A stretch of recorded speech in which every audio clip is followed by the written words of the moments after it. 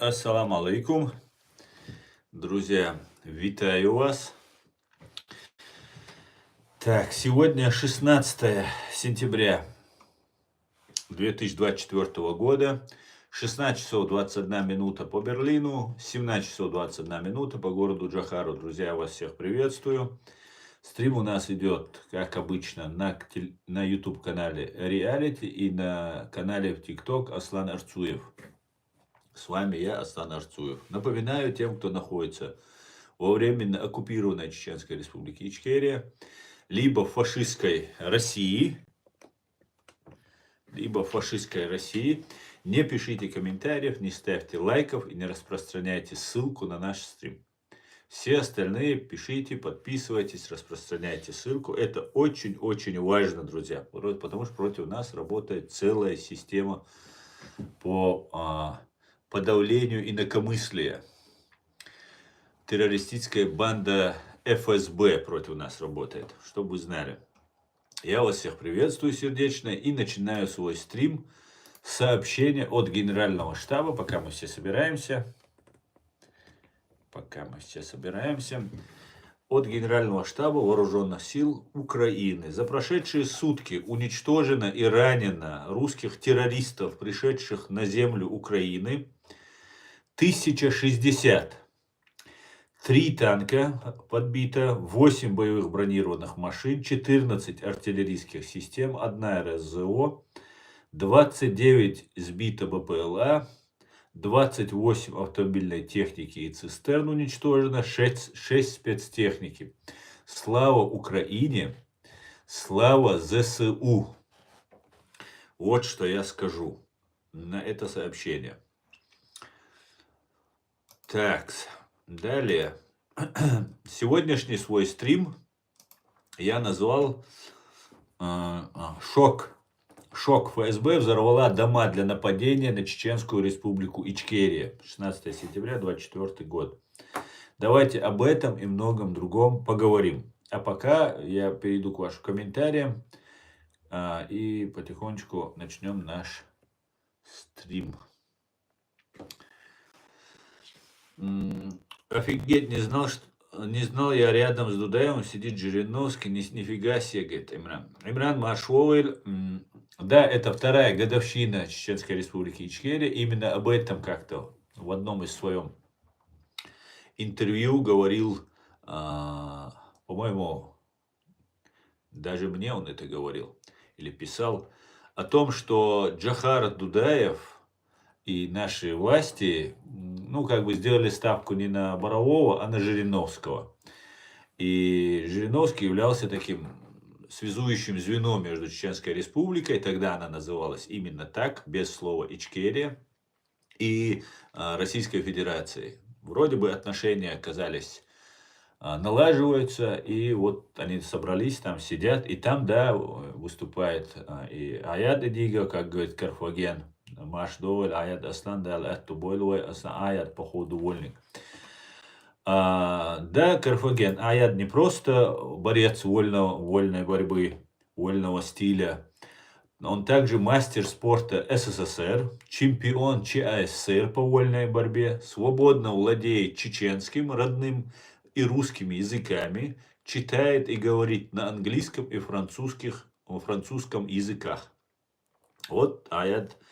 У нас вообще, знаете, когда наше государство формировалось, я наблюдал за теми лицами, за теми людьми, которые находились на самом верху, костяк, мозговой центр нашего государства. Это были лучшие из лучших. Вот во всем. Начиная от военных, заканчивая политиками, журналистами и так далее, и так далее. Некоторые, конечно, не смогли до конца пройти свой путь, но большинство полностью прошли, погибли, кто-то до сих пор жив и так далее. И Джохар Дудаев был тоже чемпионом по управлению самолетами. И все, кого не возьмешь, тот же Зелимхан Яндарбиев был писатель, очень интеллектуальный человек, очень грамотный человек был Джохар Дудаев, Зелимхан Яндарбиев. И все они либо были убиты, либо были каким-то причинам отодвинуты от власти. И потом пришли на смену троечники и двоечники. И к чему скатилась наша страна, к чему привело все это, мы уже это все видели и знаем. Да, Аят Эдигов, это в Википедии я сейчас прочитал, потому что увидел твой комментарий и быстренько набрал Аят Эдигов, и в Википедии указывается об этом. Аят Вольнику, чемпион ЧССР по вольной борьбе и мастер спорта. Также владеет английским и французским.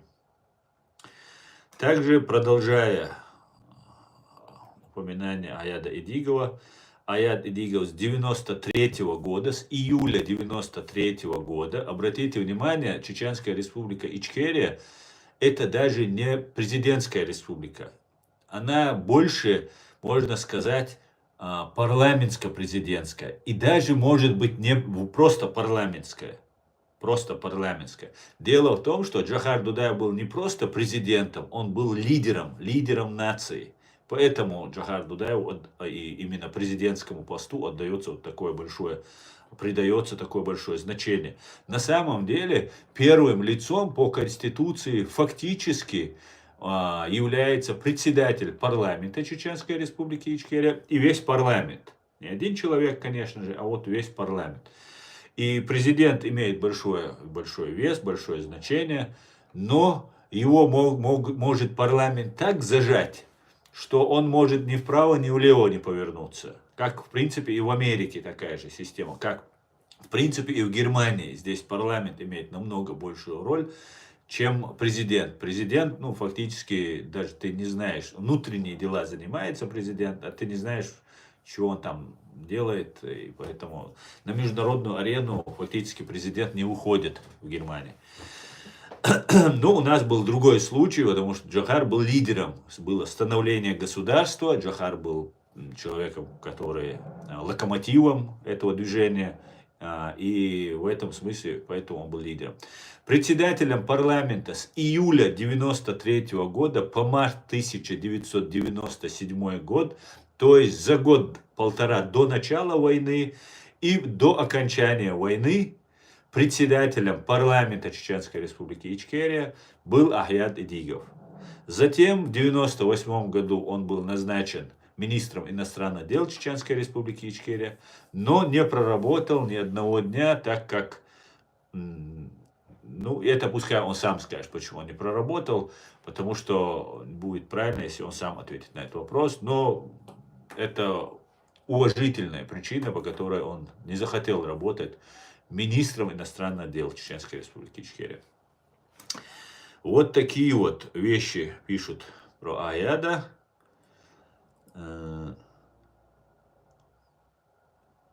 Здесь, кстати говоря, возвращаясь к тому, что Аяд, здесь такой лживый комментарий мне кто-то там написал, что якобы в Грузии где-то там приезжала какая-то женщина, выступала перед студентами, она была племянницей Джохара Дудаева, и Аят Эдигов якобы какие-то слухи распространял про эту женщину, которая была племянницей Джохара Дудаева. И когда он говорил эти вещи, в группе студентов находились племянники вот этой женщины, и из-за этого там они поняли. Дело в том, что здесь указано некровные семейные связи указаны Аяда Эдигова с Джохаром Дудаевым. Племянник Дудаева, член президиума правительства Чиры Муса Таипов, был женат на родной сестре Эдигова. Муса Таипов был племянник Джохара Дудаева, Муса Таипов был женат на двоюродной сестре Эдигова. А двоюродная сестра Эдигова была замужем за сводным братом Дудаева. Со сводным братом Дудаева. Вот Алцана Зерал Шурка, и рассказывать, что Аят Эдигов не знает племянников Дудаева или этой Розы или других людей, просто смешно. Но про Аяда распространяют очень много лживой информации, очень много. Просто вы даже не представляете, как ее много. Точно так же, как ее распространяют сейчас, начали уже и обо мне. Поэтому ну, мы должны это говорить, обсуждать. Аят Эдигов заслуженный человек. Аят Эдигов человек-легенда. Я очень сожалею, что я не разбирался в политике, не разбирался во всех этих тонкостях. Я был абсолютно простой человек, который был далек от чеченской политики и следил только там за новостями, где война, где кого убили, кто является там военным амиром, военным командиром, генералом, президентом. А все вот эти внутренние детали, кухню я вообще не знал. Причем человек, я, можно сказать, немножко умеющий читать, разбираться в некоторых вещах, но не вникал в это во все. Просто мне казалось, что все они единая команда, что министр культуры Закаев, там другие, третьи, все, например, тот же Руслан Кутаев, который был рядом с Масхадовым, потом его посадил Кадыров, там они между собой что-то там либо не поделили, либо какая-то, скорее всего, не поделили. И мне казалось, что этот человек реально борется с режимом и так далее, что оказалось абсолютно не так. Потом я уже когда начал разбираться, выяснилось, что Руслан Кутаев это человек России, который по настоянию, по просьбе Тима Гульдемана, представителя ОБСЕ, после войны, ОБСЕ и Запад сделал очень много для того, чтобы эта война закончилась и было подписание мирного договора. Конечно же, без решения воли чеченского народа, воли борьбы чеченского народа, чеченских воинов, никто бы с нами за стол переговоров не сел, но гарантии нам давались, третье, десятое, благодаря ОБСЕ. И ОБСЕ должна была быть организация, это должна была быть над схваткой. Она не должна была принимать ничью сторону, но Тим Гульдеман принимал русскую сторону, продвигал русские интересы. Сейчас я это так представляю себе. И благодаря просьбе Тима Гульдемана, такие как Руслан Кутаев, оказались в правительстве Масхадова, нового избранного президента Чеченской Республики Ичкерия. И много других подобных товарищей оказалось в них. Они все были от России, были, конечно, такие, как Кутаев, открытые, а были, как Ахмад Кадыров, латентные, скрытые. Скрытые были агенты российских спецслужб. И потом Ахмад Кадыров нам сказал прямо на НТВ, по-моему, это в передаче, он сказал, а где вы были, когда ему другой коллаборант, Беслан Гантемиров, сказал, а где ты был, типа, в Ичкерии, типа, мы тут чистокровные россияне, а ты был за ичкерийцев. Он сказал, Владимир Путин знает, где я был. То есть человек прямо сказал, что он был на задании, и его родное учреждение КГБ СССР, ныне ФСБ, знало, чем занимается Ахмад Кадыров, и чем сейчас занимается его сын Рамзан Кадыров. Потомственные ФСБшники. Вот такие вот были дела. И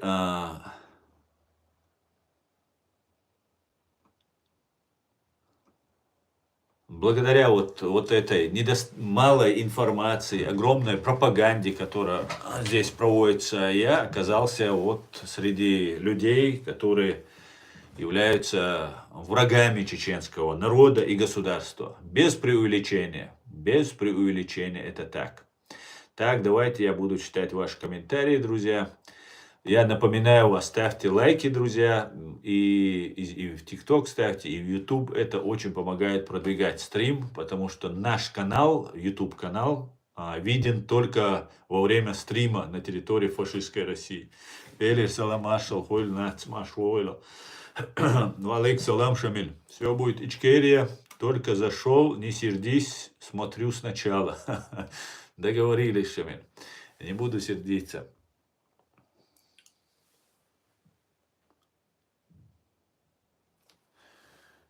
Так, почему уехал с Чечни и приехал в Америку? Так, понятно.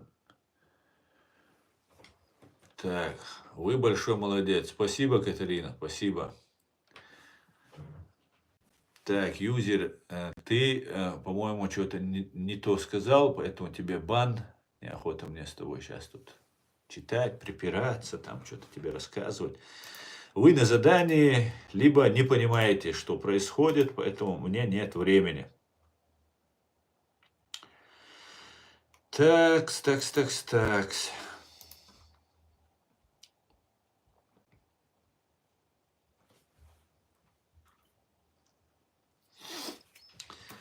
Далее, давайте посмотрим, какие события. Алейксалам, Муса Машваль. Такс.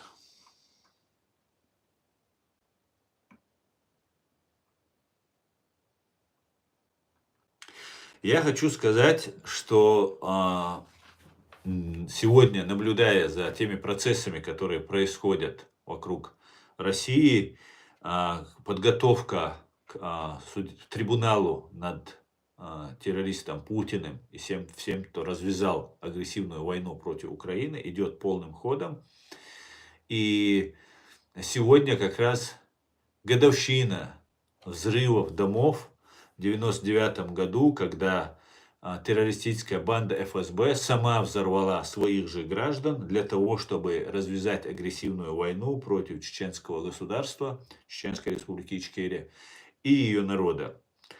Очередную, вторую, пятую агрессию и вторую широкомасштабную войну, которую они начинают, развязали против нас. Об этом тоже мы сегодня, это сегодня наша основная тема. И самое вот, что я замечаю из разных источников, получаю сигналы, что все начинают педалировать тему про взрывы домов. Вот Мумин Шакиров, ну, его можно назвать журналистом, но я его предпочитаю называть пропагандистом, потому что этот человек фактически согласился с убийством чеченского народа и вместе весело, подняв флаг, шагал в этом направлении. Сейчас, правда, он и другие некоторые лица начинают по-другому это все преподносить. Это хорошо, пусть оправдываются, они должны оправдываться, потому что произошла не шутка, произошел геноцид чеченского народа на глазах всего мира. И глазами этого мира были именно журналисты, которые должны были доносить информацию, достоверную информацию до общественности. И, к сожалению, весь мир оказался слеп и глух. То есть журналисты оказались слепыми и глухими на нашу боль, на нашу проблему. И вот в сегодняшнем выпуске, 25 лет спустя, кто виноват во взрывах домов в России, Мумин Шакиров говорит следующее на 4 минуты 29 секунде на радио «Свобода».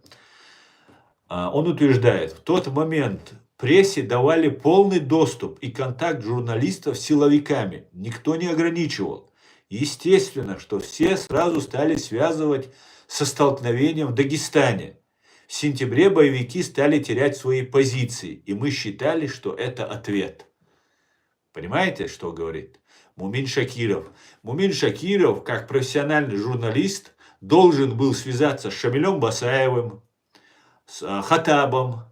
Да, ведь мы знаем прекрасно, если с силовиками, как он здесь описывает, никто не ограничивал контакт и доступ на тот момент в Москве, то в Чеченской республике Ичкерия даже во время широкомасштабных, крупных боевых столкновений чеченцы никогда не препятствовали, тем более радио «Свобода», дать интервью. У нас журналисты ходили как у себя дома. Наоборот, мы носили их на руках, возили на своей машине. Мой отец американских журналистов возил, которые у нас ночевали, которых отец сам возил, привозил и так далее, и так далее. И никаких проблем не было. Но Мумин Шакиров почему-то не посчитал нужным связываться с Басаевым, Хатабом или с президентом всенародно избранным Чеченской республики Ичкерия Асланом Масхадовым. а придерживался ГБшной, ФСБшной линии и сказал, ну да, мы придерживаемся. Вот тут он говорит, в сентябре боевики стали терять свои позиции, и мы считали, что это ответ.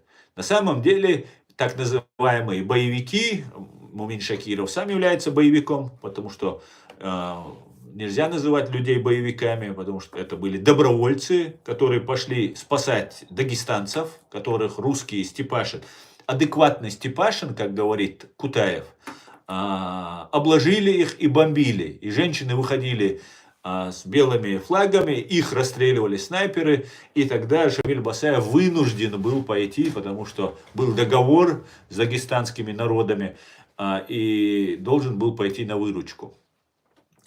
И только лишь Басаев и чеченцы соблюли этот договор, а другая сторона этот договор не соблюла за все это время.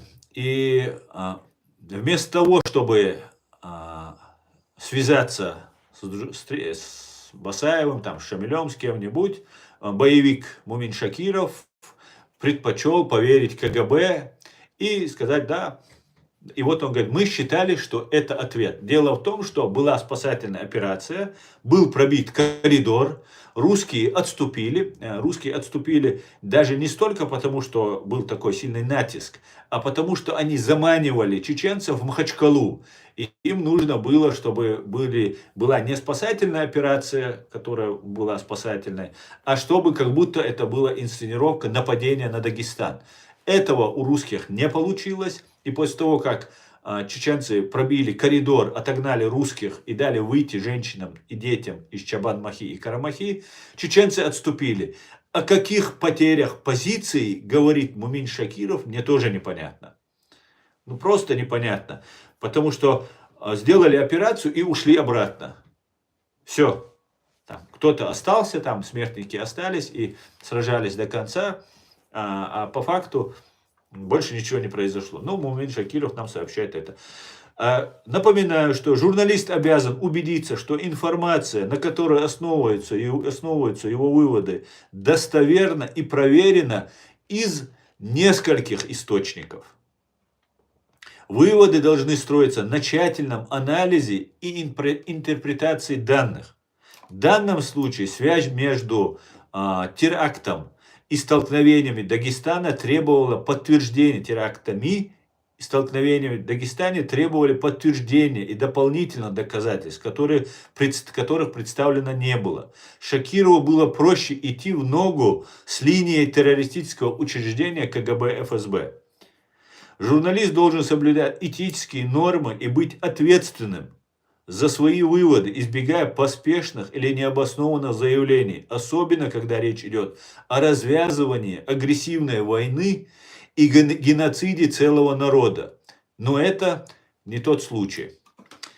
Это оказался не тот случай. Я это вам почему говорю? Я сейчас не хочу сделать самым большим злом Мумина Шакирова. Мне очень не нравится его профессиональная деятельность, честно я вам признаюсь.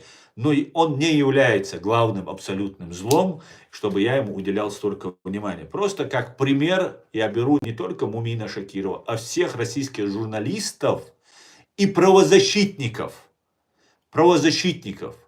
которые имитировали свою деятельность и помогали топить чеченский народ в крови своей террористической банде ФСБ.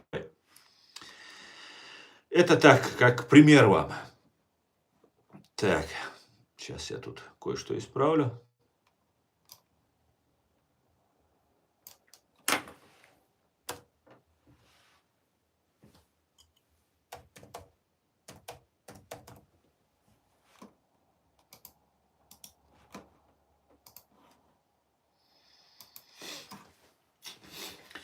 Так. Ассаламу алейкум, приветствую. Свалейкум, Санечкерев, Маш. Так, слава Украине, героям слава.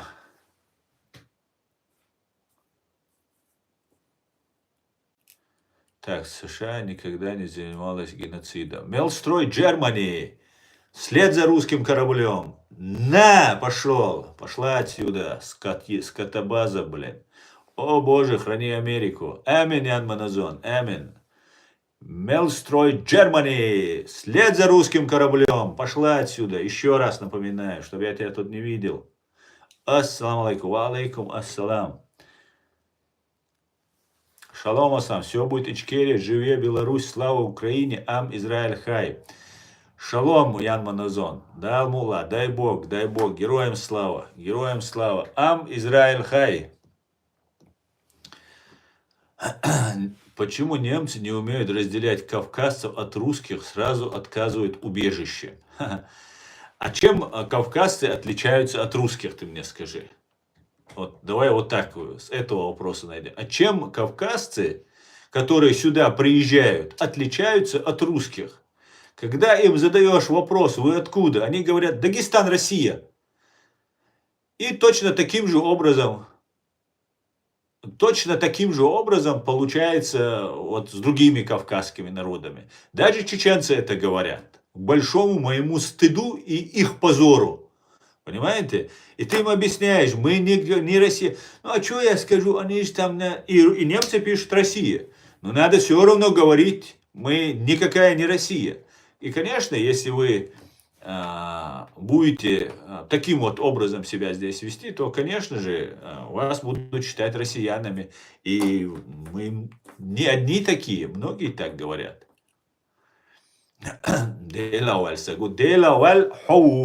Причем делаваль хилацаш хуна банюх. Вот что.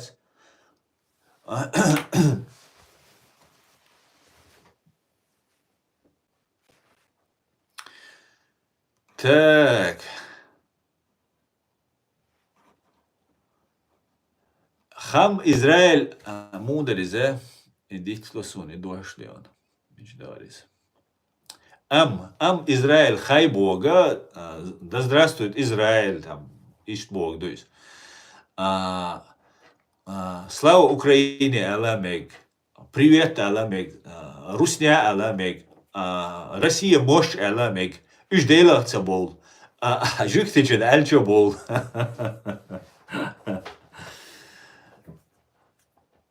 Россия существует в головах некоторых придурков. Амир, ну не надо так обзывать своих сограждан, ничего, соплеменников, не мучай. Всякое бывает, Леон.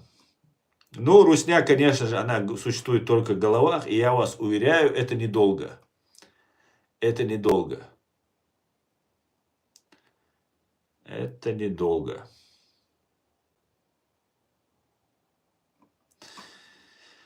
Так, давайте начнем хронологию событий 1999 года. Взрывы домов. Это очень-очень важно.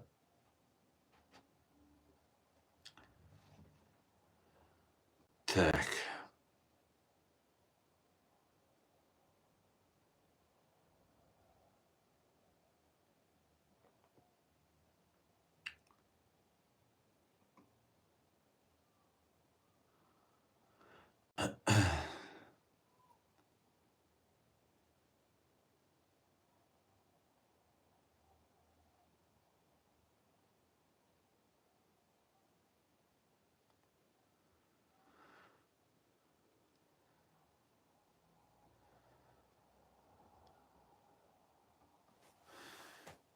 Так, Мелстрой, ты будешь мужчиной, если ты мне это скажешь в лицо. А так это все туфта.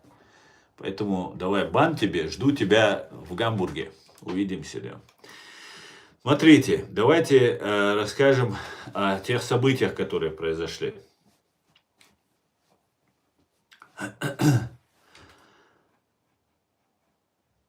И как раз про то, как под давлением, когда те отошли, там, 3-10, дело в том, что операция по деблокированию дагестанских заложников, которые русские и адекватные, по словам Кутаева, Степашин, который все это организовал, всю вторую войну, это Степашин, Патрушев, это вся система КГБ организовала, и Кутаев в том числе, потому что Кутаев находился рядом с Масхадовым, правительством Масхадова, и влиял на эти процессы, хотя его никто не видел, он был в тени, да. И вот смотрите, 24 августа чеченские отряды выполнив свою задачу, отступают в Ичкерию. 25 августа российская авиация наносит, а до этого, до операции по спасению, там говорят, кто-то первый напал на Россию, третий, десятый, до этого русские заходили неоднократно, еще в июле, еще ранее, заходили на территорию Чеченской Республики, российские военные, убили наших пограничников,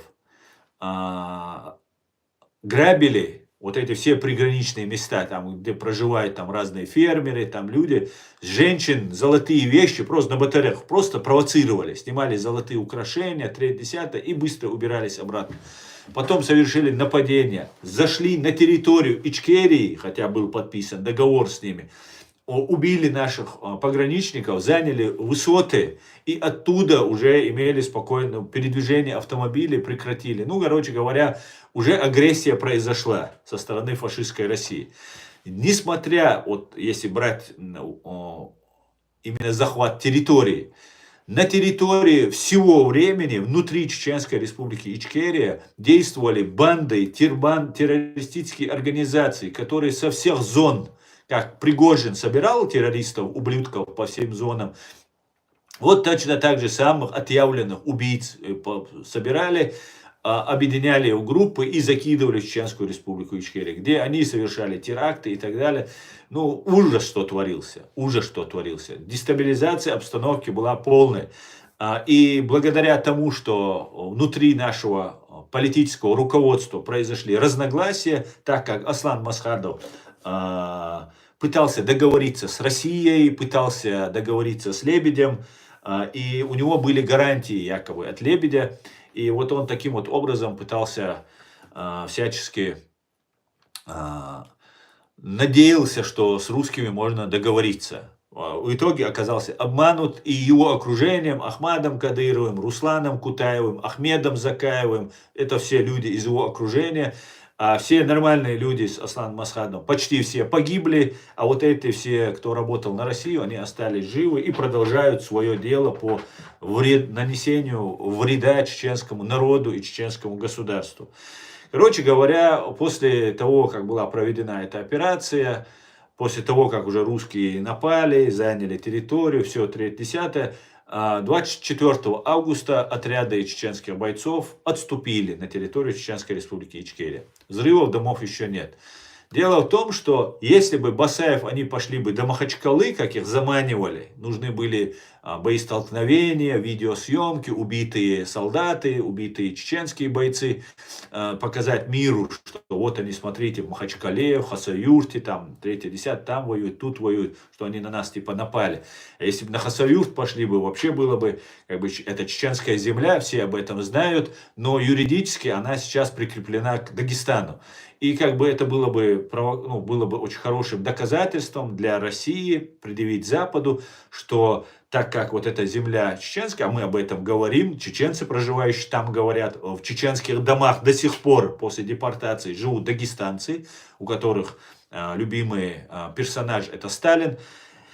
И это выглядело бы убедительно, что чеченцы напали на Дагестан, чтобы отторгнуть территорию, забрать свою территорию. Что не соответствовало действительности, не пошли никто на Хасавюрт, понимая, что это провокация, просто нужно было помочь людям, которых русские убивали, то есть своих граждан, россиян, дагестанцев. Проведя эту операцию, чеченцы вернулись обратно. Аслан Масхадов, как эта операция началась, на митинге в Грозном, официальный президент Чеченской Республики Ичкерия, народно избранный президент Масхадов, обвинил в дестабилизации положения в Дагестане руководство России. По его словам, дагестанский конфликт разворачивается по сценарию Москвы, который ищет повод для силового давления на Чечению. Масхадов ввел в Чечне военное положение сроком на 30 дней, объявил частичную мобилизацию резервистов, участников Первой русско-чеченской войны. Ну, это уже из Википедии, вы можете некоторые вещи, здесь могут быть лживые, потому что это Википедия, в которой кто угодно, что угодно может написать, но основные факты о том, что 16 августа Масхадов выступил на митинге и сказал, что государство Чеченской Республики Ичкерия не имеет никакого отношения, и это правда. У него были конфронтационные отношения с Шамилем Басаевым, и он его туда не посылал. И Шамиль Басаев, как рядовой гражданин Чеченской Республики Ичкерия, доброволец, генерал, пошел так, как гражданин он рядовой, а как военный он оставался генералом.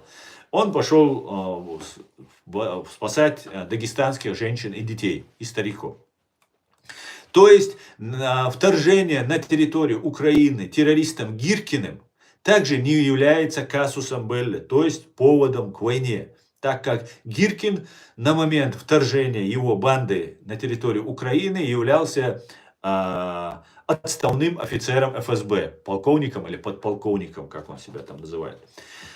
Поэтому Шамиль Басаев, как рядовой гражданин, и все люди, как добровольцы, как сегодня воюющие чеченцы в Украине, на стороне Украины, являются добровольцами, потому что санкции от руководства чеченского государства они не имеют, договора между Россией, между Украиной и Россией, между Украиной и Чеченской Республикой Ичкерия, президиумом правительства Чеченской Республики Ичкерия, единственной легитимной властью чеченского народа, договора такого не существует. Вот точно так же и Гиркин, когда зашел, это не было казусом белли, даже занял территории, занял города и так далее. Даже в таком случае это были добровольцы, и Россия как бы в этом не принимала участие с юридической точки зрения.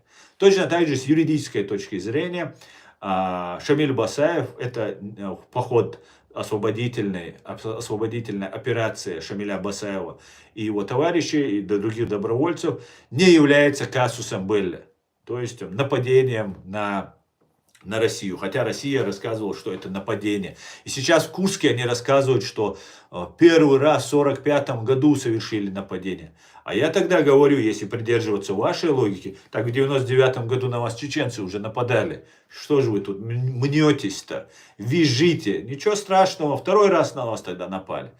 Вот это правильно тут расставляйте свои вот эти акценты, чтобы было понятно. Далее. Российская авиация наносит удары по массированной бомбардировке по базам Чеченской Республики, как они говорят, на самом деле бьют по мирным населенным пунктам. Командование фашистской России заявляет, что оставляет за собой право наносить удары по базам боевиков на территории либо Северно-Кавказского региона, включая и Чечню, говорит фашистская русня, их пропаганда. 29 августа начало операции федеральных сил против Карамахи-Чебанмахи уже закончилось. Так. И давайте перейдем к взрывам домов. Здесь я просто могу сейчас вам напутать что-нибудь. Давайте сразу перейдем к взрывам домов. До того, как произошли взрывы домов в Москве, Волгодонске, Буйнакске, Волгодонске, Москве и затем попытка взрыва дома в Рязани, было очень много террористических актов на территории России, которые были совершены русскими спецслужбами. Иногда в этих террористических актах принимали участие чеченцы. Некоторые из этих чеченцев были неумышленно, обманным путем привлекались. У кого-то родственник оказывался пожизненно заключен в России, и ему ФСБ говорила: мы высвободим его, просто поднеси сумку, туда положи. Кто-то там где-то как-то оказывался, чтобы попытаться вытащить свой... Ну, в основном это вот, я про это постоянно украинцам говорю, что когда вот есть такая... Верещук, что ли, как ее фамилия сейчас, которая тогда с Фейкиным разговаривала и рассказывала о том, которая грозилась, кстати, вот недавно, что каждому дом постучится СБУ. Ее зовут Мосейчук, ее зовут Мосейчук.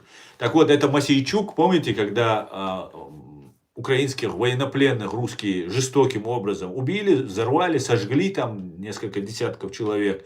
Это была операция для того, чтобы обозлить украинцев, и они начали нападать на чеченцев, которые живут в Украине, в Киеве. Ну, типа они кадыровцы. Фактически не связанных как-то со своей республикой в Украине найти невозможно. Поэтому любого можно было обвинить в кадыризме. и просто забирать его и пытать. И вот Мосейчук тогда с Фейкиным разрабатывали этот план. Вот по такой же методике российские спецслужбы вынуждали чеченцев. Вот Мосейчук с Фейгиным поговорили, слышат простые украинцы, что можно взять какого-то чеченца в заложники и можно обменять своих людей обменять на этих кадыровцев, ну, на чеченцев. И вот таким вот образом ФСБ действовал и в Чечне. И нам это преподносилось также, что вы там что-то сделаете, возьмите кого-то в заложники, мы вытащим ваших там пленных, которые находятся, очень поможем, там третье, десятое, и некоторые соглашались. Ну, короче говоря, были вот такие теракты, которые совершались всегда под руководством России, потому что нам, чеченцам, это было напрочь не нужно. У нас республика находилась в руинах, нам нужна была помощь финансовая, информационная, политическая от государств разных. И проводить теракты нам было вообще не камильфо, так сказать. Абсолютно нам это было невыгодно. И, большому сожалению, недалекого ума некоторые граждане содействовали фашистской России. Недалекого ума, в силу разных обстоятельств, в силу сложившейся, там была очень сложная ситуация. Ну, поехали дальше. Были очень много взрывов. Были взрыв в Москве в торговом центре «Охотный ряд» 31 августа. 4 сентября 21:45 совершен взрыв грузовика рядом с жилым домом в Буйнакске. В результате теракта погибло 64 человека. Дом в Дагестане, в Буйнакске, был взорван для того, чтобы связать этот и последующие теракты с Шамилем Басаевым. Именно в Дагестане, потому что они зашли. Так как операцию спасения жителей Чабан-Махи и Карамахи назвать казусом белли, поводом к войне, было нереально. И Запад не поверил бы. А Запад был гарантом того, что между чеченцами и русскими установился мир. ОБСЕ, то есть тот самый Тим Гульдеман. Тот самый Тим Гульдеман, о котором нам сообщает Руслан Кутаев, что он был с ним все время на связи. Также Руслан Кутаев был на связи с адекватным военным преступником, убийцей чеченского народа, которого его также и называют преступником и зачинщиком войны против чеченского народа, Джохар Дудаев, первый президент Чеченской Республики Ичкерия. Но сегодня вот этот россиянин считает, что Степашин адекватный человек с планкой. Ну, планки у всех разные, поэтому у них свои планки, у россиян, у нас свои планки. Далее, кстати говоря, дом, взорванный в Буйнакске, был дом с семьями российских военнослужащих, в частности, дагестанских военнослужащих. И дагестанские военнослужащие, которые пришли убивать чеченцев в Чеченскую Республику Ичкерия, были самыми жестокими из всех русских оккупантов, которые к нам пришли. Этот факт мы все должны помнить и знать. Все должны помнить и знать. И дагестанцы тоже об этом должны знать, что среди них есть ублюдки, которые совершали такие злодеяния, которые русским даже не снились. Это факт, стопроцентный. Далее, 5 сентября, это дальше, 6 сентября, это тоже уже бомбардировки Нажаюрта, 7 октября Дагестан объявлен всеобщей мобилизацией, 9, вот и переходим, 9 сентября взорван жилой дом на улице Гурьянова в Москве, погибло 109 человек. Дело в том, что в Буйнакске был дом взорван для того, чтобы связать Шамиля Басаева с его операцией, вот эти взрывы домов с его операцией. И в Москве дома были взорваны для того, чтобы придать максимальный резонанс. В Москве 9 сентября был взорван дом и 13 сентября взорван был дом. Первый дом 9 сентября, где погибло 109 человек, как я уже сказал, был взорван на улице Гурьянова. 13 сентября взрыв дома на Каширском шоссе. Убито 118 человек. Масхадов заявляет об угрозе российской агрессии и призывает население строить оборонительные сооружения. Одновременно он заявляет, что предлагает российскому руководству помощь правоохранительным органам ЧРИ в обнаружении и задержании террористов. Но ни Мумин Шакиров, ни другие журналисты нам об этом не рассказывали. Что Аслан Масхадов предлагал помощь в розыске террористов и так далее. ФСБ же не будет искать своих, правильно? Если бы это были чеченцы, они бы согласились. А раз это взрывали их ФСБшники, они отказались. Следующий дом был взорван через 3 дня, 16 сентября. Взорван жилой дом в Волгодонске. Масхадов заявил, что Чечня стала разменной монетой в руках мировых держав, стремящихся стать хозяевами Кавказа и выдавить отсюда Россию. Он осудил участие чеченских полевых командиров в дагестанском конфликте, обвинив их в предательстве собственного народа. Я не знаю, зачем делает Масхадов вот это заявление, но, видимо, у него были какие-то основания, либо ему кто-то подсказывал, как это делать. И либо он пытался с русскими все-таки предотвратить войну и сказать, что война из Запада это все делает, и я с русскими. Фактически он себя обнажил и отдалил от помощи Запад, и полностью себя обнажил перед Россией. Себя, ладно, себя, это его личное право. Весь чеченский народ. Он фактически сказал, мы хотим с Россией договариваться. Хотя нужно было кричать на весь мир, что это делает Россия, что ничего с Россией общего мы, кроме хорошо укрепленной границы, иметь не намерены. Но было как было. Следующий дом. Попытка взрыва дома в Москве 2, Волгодонске 1, Буйнакске 1, 4 дома уже взорвано. 22 сентября объявлено о том, что в одном из домов в Рязани найдены мешки со смесью, первичный экспресс-анализ, который показал наличие взрывчатого вещества гексоген. Возбуждается уголовное дело по статье 205, часть 1, покушение на терроризм, то есть статья терроризм. Однако пробный подрыв, ну и уже ложь тут пошла и так далее. 23-25 сентября, то есть 22 сентября находят мешки за взрывчаткой ночью. 23-го задерживаются 3 ФСБшников, 2 мужчин и 1 женщина. И 23-25 начинаются массированные бомбардировки окрестностей города Грозного и у окрестностей. Так, на минутку. Задерживаются ФСБшники в Рязани, бомбят Грозный. 24 сентября директор террористической банды ФСБ Николай Патрушев заявляет, что в Рязани проводились учения. Владимир Путин, также я добавлю от себя, террорист Николай Патрушев, русский Фредди Крюгер, заявляет о том, что в мешках был сахар, и это были учения. Никакой взрывчатки не было. То есть рязанские полицейские, тогда милиционеры, которые задержали террористов, которые установили экспертизу, провели экспертизу и установили, что гексоген настоящая, это взрывчатка, что детонатор настоящий, все настоящее. До этого взорвано 4 дома. И вот все, извините, это учение. Это учение. И вся Россия молчит. Понимаете, в Москве это делается для резонанса, там журналисты международные, иностранные, там Москва, город, столица, все такое. А в Рязани выбирается Рязань для того, чтобы...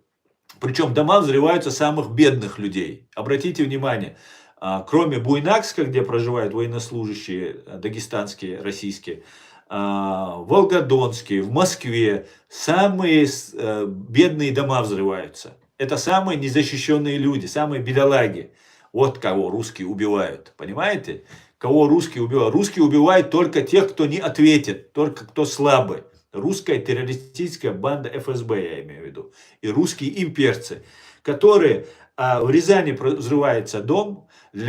Как известно, в Рязани самое большое количество военных училищ, там всяких там десантных, военных там образовательных и этих воинских частей и так далее. То есть это те самые люди, я называю попытку взрыва в Рязани мотиватором, мотивационный это должен был взрыв, для того, чтобы эти десантники, эти вояки российские имели мотивацию и топили в крови. Но дело в том, что в Рязани были задержаны ФСБшники, и эти военные тоже знали, что они задержаны. Но этим ублюдкам, российским военным, самым настоящим мерзавцам, беспринципным ублюдкам и воров унитазов, нужно было идти топить чеченский народ позарез, потому что надо кредит, ипотеку выплачивать, третье, десятое, жене шубу купить, и им некогда было новый унитаз или поношенный унитаз своровать из чеченского дома, и им некогда было разбираться, что какой-то там Путин с Патрушевым взрывают каких-то русских, у них до этого как-то особо дела не было. И вот они пошли топить в крови чеченский народ. И Путин в этот же день, а уже бомбардировки идут с 23 по 25, как мы знаем, это чтобы заткнуть чеченцев, чтобы все замолчало, уже начинается бомбардировка, то есть ФСБ полностью, которая завладела всей властью, то есть Путин, непосредственно отдающий приказ на бомбардировке, занимаются общим делом по восстановлению, то есть по спасению России, понимаете, это у них спасение России. Русский Владимир, Красное Солнышко, собиратель земель русских. Это не тот лузер и лох, который сейчас не может справиться. Это был великий русский политический деятель, который собирал русские земли. Да, ну взорвал он 307 русских, и до этого там еще несколько сот взорвал, убил там. Это только убитыми, там тысячи раненых, искалеченных, инвалидов, огромное количество потерь.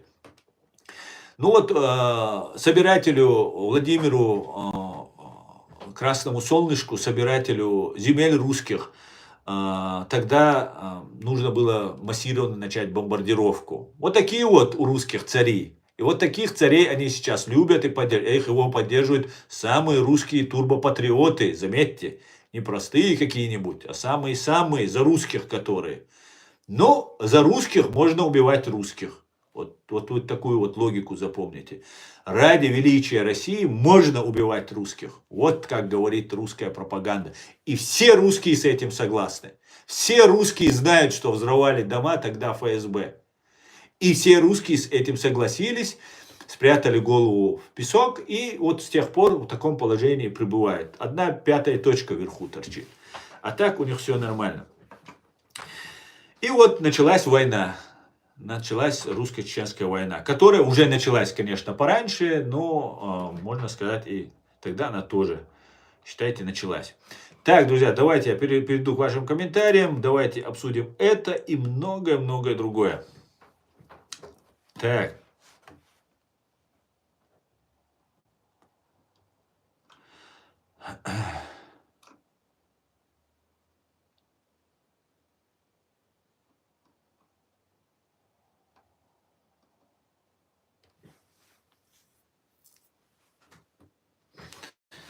Так, подождите, я включу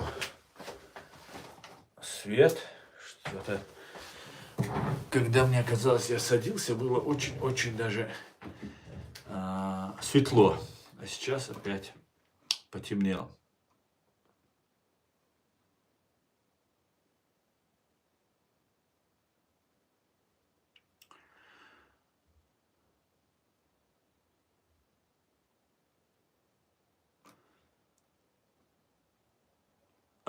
Сламашал, дойк делер, сламашал, хули Евгений, шалом.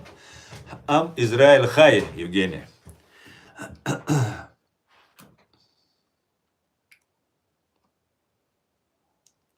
Почему ты еще живой, говорит? Ну так Бог решает, умру я или нет. Не ты, не твой ублюдок Путин с Патрушевым этого не решает. Если бы вы решали бы, я вас уверяю, я бы еще с Москвы не выехал бы, я бы уже умер бы. Ни один чеченец не остался бы в живых, если бы вы это решали. Но, хвала Аллаху, вы этого не решаете. Не переживай, твой ледоруб уже в пути, разжигатели. Вы что-то решили меня попугать, что ли? Что вы сегодня вам задание пугать меня, что ли? Ну, попробуйте, попробуйте. Слава Джахару Дудаеву. Амин. Героям слава.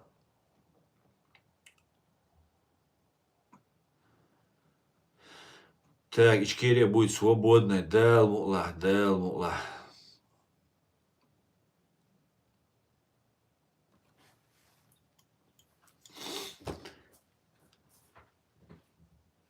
Як вам лапти Аладдина, выступ про чеченцев, попавших в полон? Старик и пенсия. Ну, я считаю, что Апти Алаудинов, как верный русский офицер, отказывается от всего, что может навредить его репутации. Это абсолютный карьерист, абсолютно никакой он не прорусский, не за русский. Да, у него, конечно, менталитет русского человека, но при всем при этом этот человек абсолютный карьерист. У нас был, я сейчас не помню какой год, это, по-моему, был, может, 17-й, может, 18-й. Ну, я сейчас могу ошибаться. Видео у меня на YouTube-канале это есть. Я его переводил специально. Где Руслан Алханов, министр внутренних дел, ушел в отпуск или специально так куда-то слег, может быть, в больницу, не знаю я. И в этот момент исполняющий обязанности министра внутренних дел был Апти Алаудинов. Так вот, люди Апти Алаудинова заманили русскую девушку Карину Спиридонову в Чеченскую республику Ичкерия, временно оккупированную, обвязали ее взрывчаткой и сказали идти к ней на блокпост. Она шла запуганная, зашуганная, ей просто нужно было подойти, как ей, видимо, объяснили. И в этот момент сидит, снимает террорист из российских ментов, из алаудиновской банды, ну, ФСБшная, ГРУшная, одна это у вас там банда, и взрывает эту девушку. Потом ее расстреливают. Сперва расстреливают, потом нажимают кнопку, якобы это она взорвалась. И взрывает эту девушку, разрывая ее на куски. Это русская девушка, которая обманным путем была заманена в Чеченскую республику, где проводилась контртеррористическая так называемая операция. И она была убита. Это так, что вы знали, как он относится к русским, там, к чеченцам. Чеченцев же они убивали массово. Вы все радовались, русские. Вы все восхищались вашим Кадыровым, вашим Алаудиновым и так далее. Я сейчас отвечаю хоть и украинцу, но говорю про русских. Все радовались, всем было нравилось. Апти Алаудинов по локоть чеченской крови. Публично, открыто говорил, нужно подкидывайте наркотики, нужно его убивайте, сажайте, что хотите делайте, давайте мне результат. И вот таким вот образом России они служили, России, Москве это нравилось, восхищалось.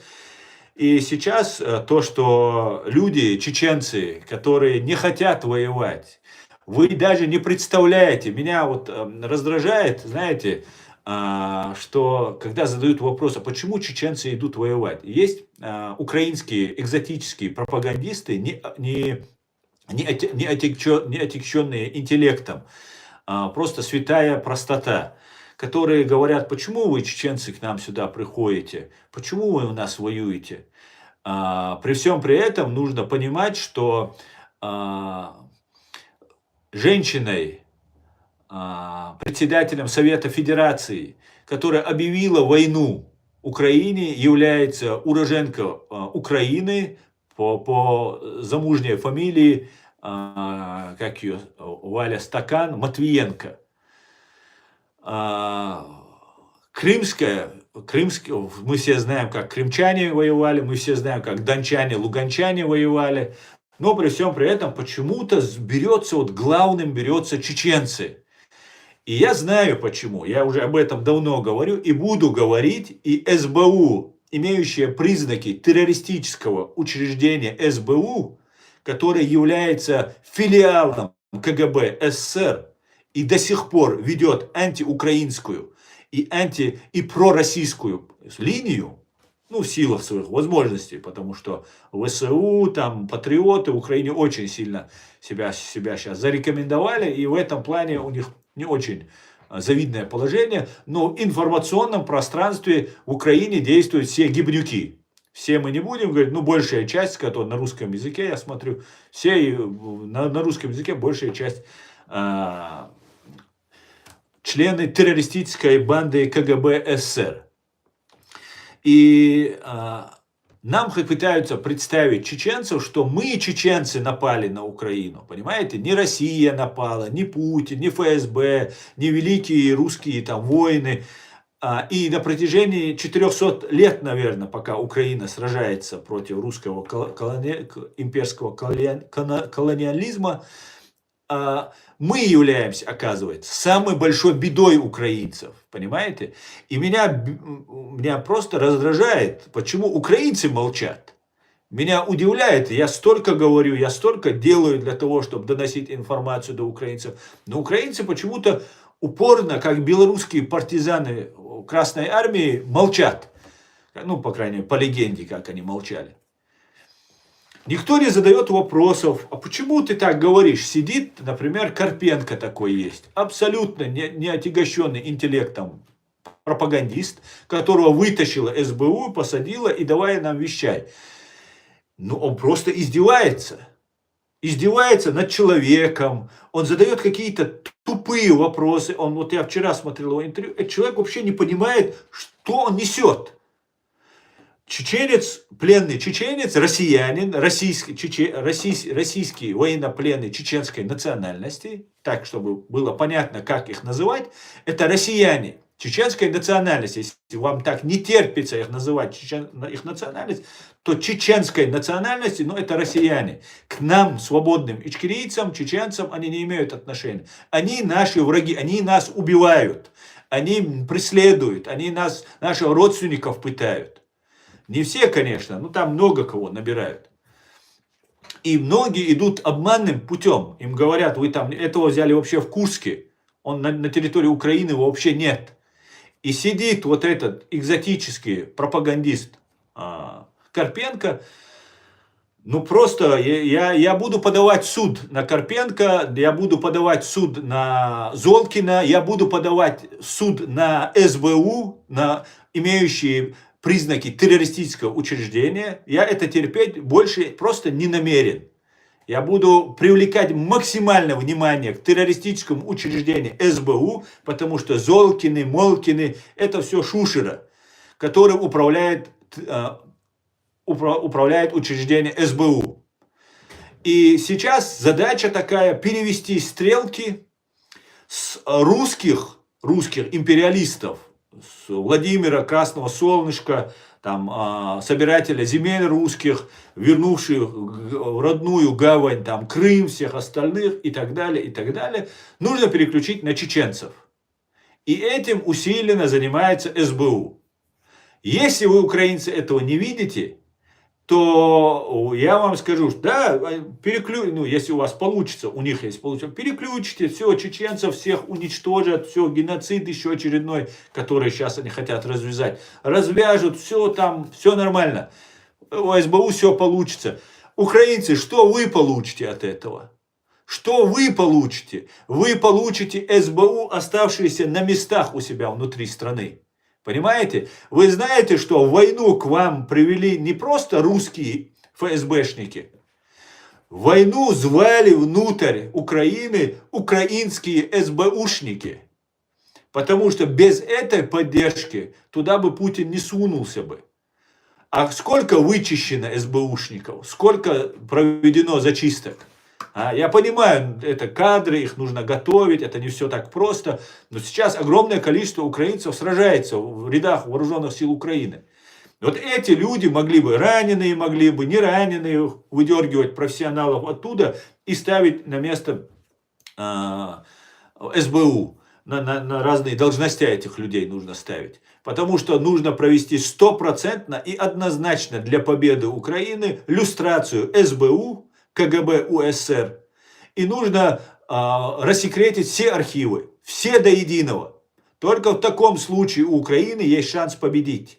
В противном случае будут непонятки, будет непонятка с оружием, которое дают, с деньгами, которые воруются, и так далее, и так далее. Потому что не может так быть. Просто это невозможно вот этим заниматься.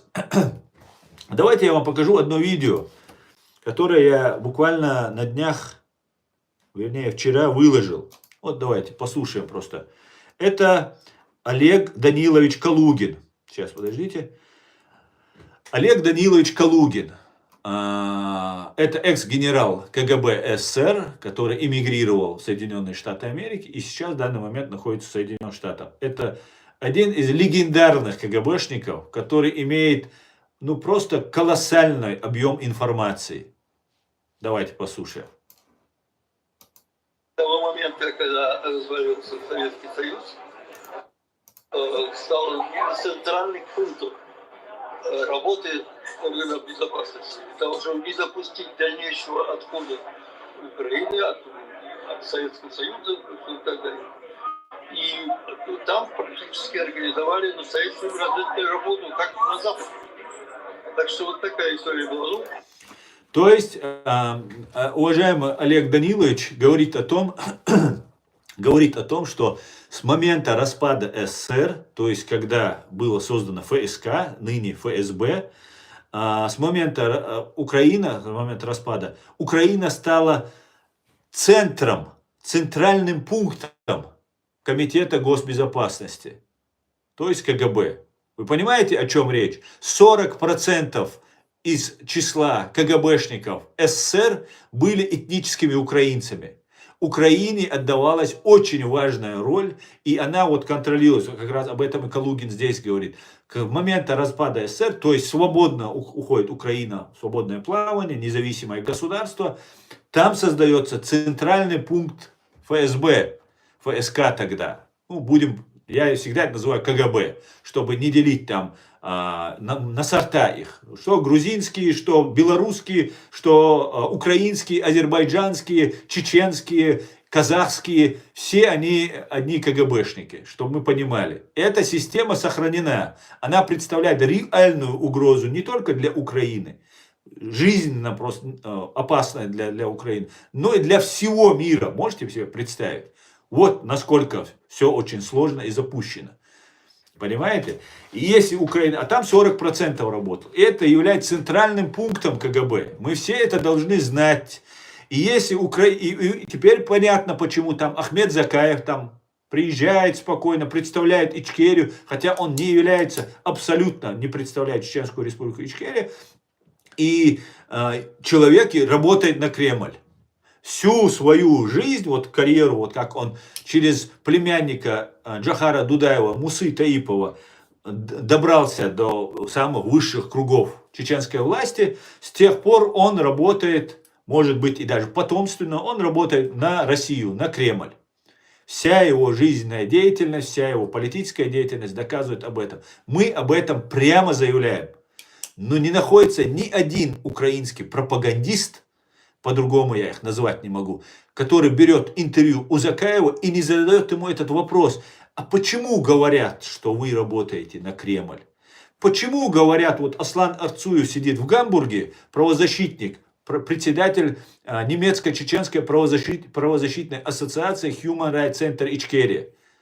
Почему этот человек утверждает, что в 2021 году, за несколько месяцев до широкомасштабного вторжения России в Украину, из окружения так называемого правительства Чеченской Республики Ахмеда Закаева пыталась вербовать меня на российскую разведку ГРУ? Почему это все происходит, уважаемый Ахмед Халитович, и как вы на это ответите? Ни один украинский до сих пор не задал этот вопрос. Очень странно, а вам не кажется? Мне кажется. А все дело потому, что разные подоляки, Геращенки и все остальные являются проводниками российской политики. Они могут говорить такие слова, Украинцы, если вы мне не верите, откройте любое видео про Ахмада Кадырова, который являлся агентом КГБ СССР, и он такие слова говорил, которые ни одному чеченскому патриоту даже не снились, как он брал за живое. И как муфти Чеченской республики Ичкерия, именно Ахмад Кадыров объявлял джихад России, как религиозный лидер. Он объявлял джихад и поднимал нашу чеченскую молодежь на священную религиозную войну по защите своей страны и своего народа. Понимаете? И все это время Ахмад Кадыров собирал информацию и готовился к часу X. Добрался до Аслана Масхадова, до следующего президента избранного. Вокруг него ошивались они все его поддерживали, все его любили, холили, поднимали его, поднимали до небес. А потом раз и бросили, когда настало время. И сказал, Ахмад Кадыров вышел и сказал, да, я человек, теперь являюсь Путиным. И он этим гордится. Вот так сказал Ахмад Кадыров. Поэтому, знаете, никакие Геращенки, Подоляки и все остальные, там, Золкины с Карпенками не представляют никакой ценности для Украины, являются прямой вред наносят. Прямой вред. Вот, например, Кирилл Буданов. Разве Кирилл Буданов не знает, начальник ГУР, что есть Аслан Арцуев, который неоднократно о нем говорил и в нелицеприятном свете? Конечно, знает. Разве здесь нету чеченцев, которые смотрят мои видео и общаются с Кириллом Будаевым? Конечно, есть. Разве нет украинцев, которые... Конечно, есть. Все знают. Но Кирилл Буданов является не просто врагом Чеченской республики Ичкерия, в чем я уже убежден, уже однозначно. И мне казалось, может, он немножко некомпетентен, может быть, там он не настолько разбирается, но настолько некомпетентным даже третьеклассник не может быть. Значит, он проводит свою специальную линию в этом направлении. Может быть, ему команды поступают из администрации или офиса президента Украины. Может быть, он сам принимает какие-то такие своеобразные решения. Но получается, что Кирилл Буданов берет фейковую медаль, высшую медаль Оман Си честь нацию, которую сделали по заказу Лубянке, и передают через Кирилла Буданова президенту Зеленскому. Вы что, украинцы, смеетесь? Вы что, издеваетесь над нами? Вы что, не понимаете, что происходит? Или думаете, мы будем молчать и всю эту фальшь и ложь будем терпеть и ничего не говорить? Понимаете? Если чеченцы находятся в заложниках, и чеченцы родственников убивают, если мы что-то высказываем здесь, пытают, преследуют, третье, десятое, это не значит, что мы все будем молчать. Мы не будем молчать. Мы будем говорить. И сейчас тема педалируемая по поводу чеченцев, какого-то Апти Алаудинова. Апти Алаудинов русский офицер, русский генерал. Задавайте по нему вопросы к русским. Да, я тоже отвечу. Я и про русских отвечаю, и про чеченоговорящих отвечу. Но задавайте русских. Не нужно как чеченцу его нести ко мне. Он не чеченец, он сам говорит. Он русский офицер.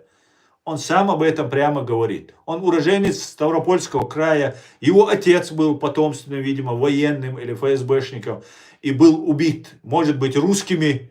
Мы не знаем этого. Русские убивают таких, а потом их сыновей берут к себе на службу. Как Ахмада Кадырова убили русские, а Рамзан Кадыров танцует, пляшет. Точно так же могли убить отца Апти Алаудинова и сказать, что это сделали чеченцы, подстроить. Ну, а тот рад служить и служит там, и воюет. Хотя, может быть, убили и чеченцы, поэтому я за это сказать точно не могу, но вполне возможно, что могли быть это и русские. Вот так вот происходит ситуация. Сейчас педалируется ситуация, чеченцы. Вот, смотрите, я вам сейчас покажу это видео. Оно тоже у меня есть на канале. Вы, наверное, его видели. На этом канале чеченцы, добровольно сдавшиеся в плен. Вот просто послушайте. Просто невероятно. Это, 4 минуты, я вам все 4 минуты не дам послушать, чуть-чуть перемотаем. Вот просто первое, как заходит туда журналист в камеру, где сидят 4 или 5 там чеченцев в одной камере, и о чем он им задает вопросы, и как те отвечают просто. Послушайте.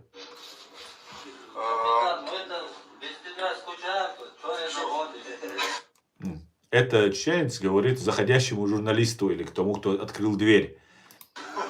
А вы чеченцы? Вы все чеченцы. И как вы реагируете на «Слава Украине»? Очень хорошо. Можете ответить «Слава Украине»? Слава Украине, героям слава. Класс. И вот полностью такая речь. Он говорит, что чеченец говорит, это он не запуган, он не говорит это для того, чтобы получить какую-то там поблажку. Наоборот, он подвергает себя опасности. Он подвергает себя опасности, этот человек. Потому что если он говорит «Слава Украине», что я добровольно сдался, автоматически его родственники могут подвергнуться репрессиям, террору и убийствам. И об этом Рамзан Кадыров неоднократно по указке ФСБ заявлял, что должны прямо там умереть там туда-сюда. Рамзан Кадыров, Абти Алаудинов, ну ладно, Абти не был на нашей стороне, а Рамзан Кадыров, Ахмад Кадыров, все были на нашей стороне, все перешли, ну они агенты были, но были на нашей стороне. Это их не смущает, что они перешли на сторону. А вот тут против украинцев, которые ничего нам не сделали, им сдаться нельзя, значит, надо умирать. Вот какая логика звучит. Вот эти вещи, нам нужно правильно понимать, правильно расставлять акценты и доносить эту информацию до общественности. Понимаете? Вот и этих чеченцев хотят представить самым главным злом для Украины. Это делается не только потому, что у русских патологическая ненависть к чеченцам, а это еще делается в том числе и поэтому, но это делается еще и потому, для того, чтобы отвлечь внимание от себя. ФСБ, российская бандармия, уничтожив 30% чеченского народа, сделала главным виновником, для дураков, конечно же, нормальные люди в это не верят, Рамзана Кадырова. И его вот эту банду, которую они засыпали деньгами, и они готовы на все, главное, чтобы были эти деньги, машины. Это кретины, самые настоящие, абсолютные кретины, которые в конце будут расплачиваться за все. Ну, их устраивает. Вот халиф на час им побыть устраивает. Нашли себе таких дебилов ФСБ, и вот они их используют. И вот сейчас нам пытаются рассказать, что самым большим злом для Украины являются чеченцы, которые находятся в заложниках, которые постгеноцидный народ, который потерял 30% от своего числа граждан. И все заложники, все родственники заложники. Когда они идут на войну, все родственники остаются в заложниках. Причем на войну ты обязан просто пойти. В любом случае ты будешь убит, запытан. И не пойдешь ты, поведут твоего брата. Ну там много-много способов давления, запугивания и так далее. И, конечно же, еще тебя дополнительно деньгами финансируют. И вот эти люди, которые очень хорошо относятся к Украине, которые, он говорит здесь, к нам здесь относятся по-ангельски. Я говорю, по сравнению с тем, где я был, он не был в плену якобы. Он был на российской стороне, но оказавшись в украинском плену, он это говорит, что он к нему здесь отношение ангельское. То есть быть чеченским призывником, призванным в российскую армию, это намного хуже, чем быть в украинском плену. И он это прямо говорит. Об этом не трубят по всем украинским каналам. Понимаете? Этот человек совершает фактически акт героизма. Гражданский акт героизма. Его родственники находятся в заложниках. И поэтому Абти Алаудинов говорит, мы их не будем вытаскивать и так далее. По всем украинским каналам нужно крутить вот этих людей. Нужно показывать, чеченцы, идите к нам. Идите, только я хочу чеченцев предупредить. Чеченцы, не идите в украинский плен, не связавшись со мной. Не верьте, или если вы попадаете туда, сразу связывайтесь со мной. Мой номер +49 174 152 38 84. Я являюсь председателем правозащитной немецко-чеченской ассоциации Human Rights Center Ичкерия. Я не верю ни одному СБУшнику, я не верю программе «Хочу жить», которую с первых дней я сам рекламировал, везде распространял. Но исходя из тех событий, которые разворачиваются, я не верю ни одному из них. И вы будьте осторожны, когда сдаетесь в плен. Не говорите, что вас нужно обменять. Хотя хотят обменяться и быстрее увидеть своих родственников, чтобы их узнать, что они живы, там, третье, десятое. Но вы ошибаетесь. Вас, если обменяют, вас сразу же отправят на фронт. Вы даже своих родственников не увидите. Вас либо забьют, просто прикладами или кувалдой, как они забили переданного, скорее всего, СБУ, Евгения Нежина, Нужина. По-моему, нужен его, может не Евгений, которого кувалдой голову разбили вагнеровцы. После этого у русских отпала охота из Вагнера сдаваться в плен. Понимаете? Таким вот образом украинская сторона посодействовала укреплению рядов Вагнера. Вот точно так же происходит содействие по передаче чеченцев. Был передан. Обратите внимание, если вы хотите, украинские следователи, если Аслан говорит голословно, этого не может быть, потому что никогда, там, третье, десятое, давайте я вам обычный пример приведу для расследования, если вы еще не провели. Два представителя российских спецслужб, Джамбетов и Закаев, встречаются с пленным киргизом Мусихановым. И после этого добровольно сдавшийся киргиз Мусиханов передается России. Затем киргиз, это имя его, киргиз Мусиханов, чеченец по национальности, сидит в машине, записывает видео и говорит: я снова пойду воевать, там, третье, десятое и так далее. И всем напоминается, что если вы, как киргиз Мусиханов, добровольно перейдете на сторону Украины, вас обязательно вернут в Россию. И вам придется снова идти воевать. И ваши родственники подвергнутся пыткам, и, скорее всего, киргиз Мусиханов будет убит. Скорее всего. Так вот, для следователей Украины я предлагаю проверить, Джамбетова вы все знаете, про Закаева мы вам уже 100 раз говорили, те лица, которые предоставили возможность Закаеву и Джамбетову посетить киргиза Мусиханова, из украинских, там, вот, кто охраняет, содержит, там, ФСИН, там, кто у вас там этим все занимается, ну, СБУ контролирует вот этих всех военнопленных. Вот если вы проверите, кто дал возможность Закаеву и Джамбетову попасть в этот изолятор и поговорить с киргизом Мусихановым, вы определите тот, кто связан непосредственно, хотя я думаю, там больше, добрая половина будет связана. И после этого у чеченцев напрочь отбили охоту сдаваться в плен, после того, как киргизы отдали. А когда разбили голову Нужину кувалдой, тогда после этого вагнеровцы перехотели сдаваться в украинский плен. Вы что думаете, мы все это не видим, мы все это не фиксируем, мы это не замечаем? Вы думаете, вы очень ошибаетесь, если вы думаете, что за всем не идет пристальное наблюдение. Вот как-то так. Ну давайте. Дальше про лапти Аладдина проехали. Я смотрю, вы здесь много комментариев написали. Сейчас я немножко тут, потом я сюда перейду, в этот ТикТок. Без оружия отправить на передовую. Так и есть, на фронт или на расстрел отправить. Да.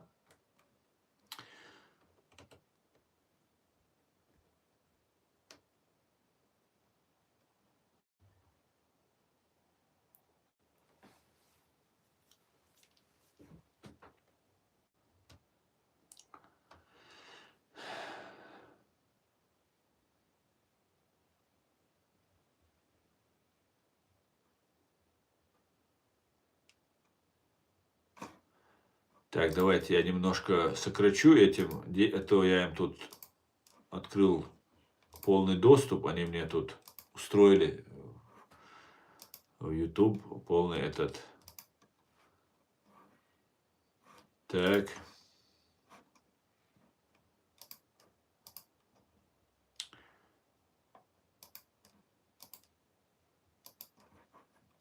Все, давайте отдыхаем. Мальчики и девочки, спокойной ночи.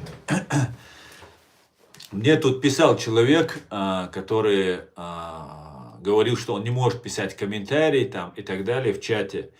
Вот до этого момента ты мог писать. Вот сейчас я закрыл, но я не видел от тебя комментариев, поэтому я закрыл, и кто меньше 5 недель подписан, те не смогут писать. Просто это я делаю для того, что фабрика троллей усиленно мне тут начинает разный вот этот бред писать. Я их оставляю, чтобы, во-первых, вы видели, что вот против нас ведется такая работа каждый день, всегда просто. И что благодаря этому первое время они раскручивают мой сегодняшний эфир, привлекают внимание, пишут, и потом я их отключаю. Все, теперь поговорим практически без троллей. Так, давайте я вернусь к нашим комментариям.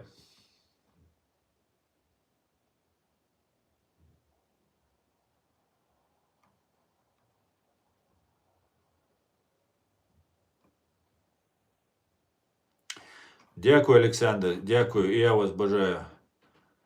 Бажаю вам успехов.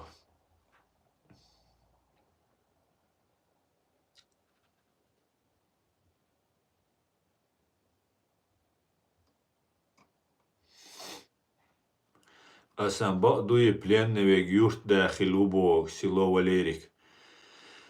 Мюлх пленного, гражданин Ичкерия. Мюлх пленного ауте.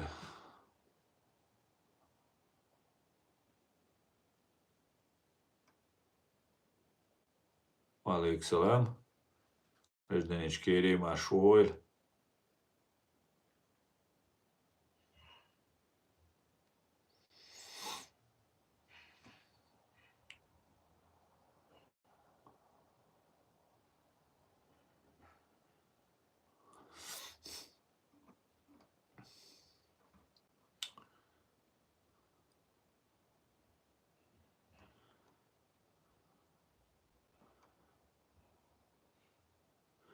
Вопрос, как можно защищать Родину, захватывая чужие земли? Ну, это вопрос, Павел Косткин. Этот вопрос вам нужно Путину задать и собирателю земель русских. Правда, русских не существовало, когда народы на этих землях жили.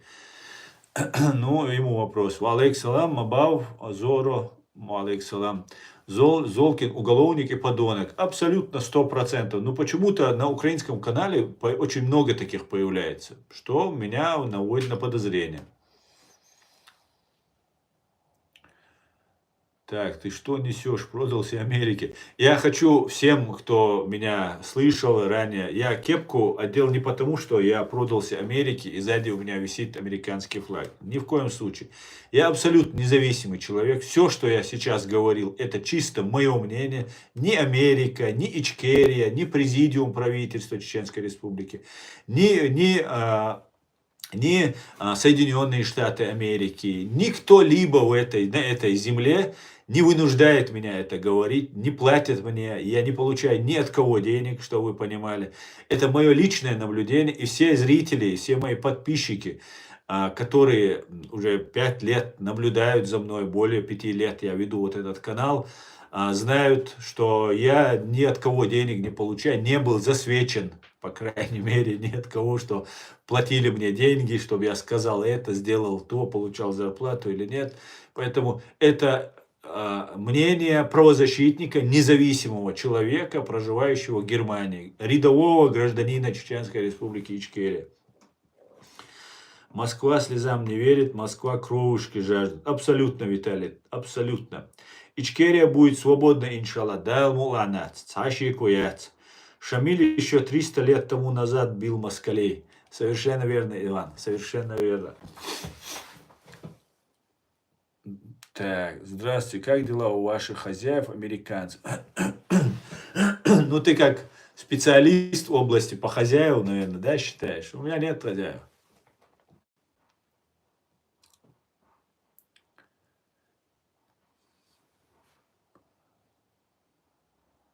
Почему в лицо это все не говоришь? Кому я не говорю в лицо? В смысле я в лицо не говорю? Не понял я. Заукину или кому? Так.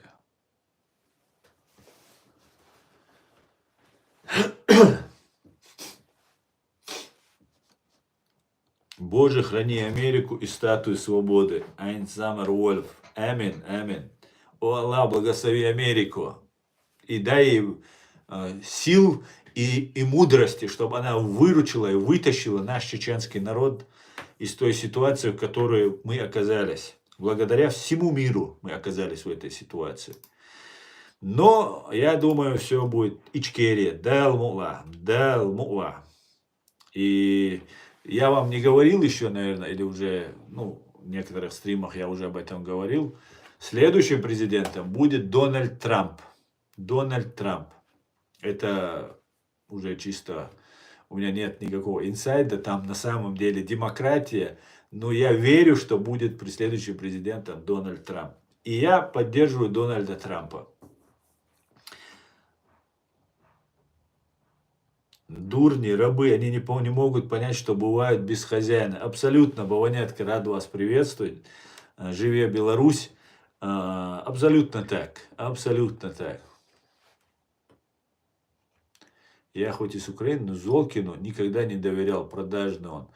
Да, совершенно верно. У нас тут много, Павел, из Украины, которые не доверяют Золкину. И пишут, общаемся. Так что вы не единственные, кто правильно раскусил этих людей. Угу. Ну, еще одно видео и небольшая статейка от BBC. Я вам, чтобы никто не говорил, что я тут голословен. Эту статью я раньше никогда не видел. Потому что, не вдавался в подробности, не знал все детали. Это BBC News русская служба. 24 июля 2009 года. Проживающий в Лондоне представитель чеченских сепаратистов Ахмед Закаев интервью русской службы BBC заявил, что признает легитимность новых чеченских властей и готов к сотрудничеству с ними.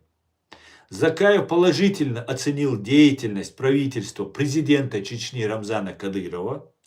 Добрые начинания, которые имеются в республике, происходят, безусловно, благодаря каким-то его личным качествам. Не видеть этого, не считаться с этим было бы совсем неверно, сказал Закаев в прямом эфире передачи «Вечер» на BBC.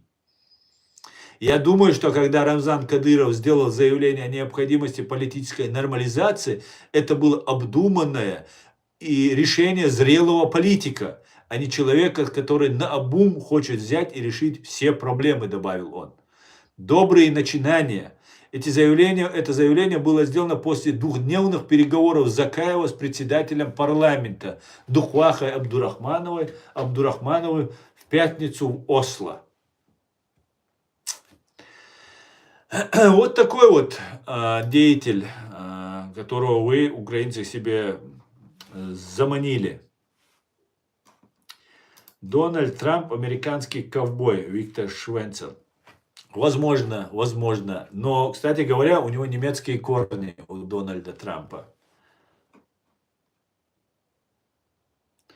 Болото, вода. Москва, да? Москва.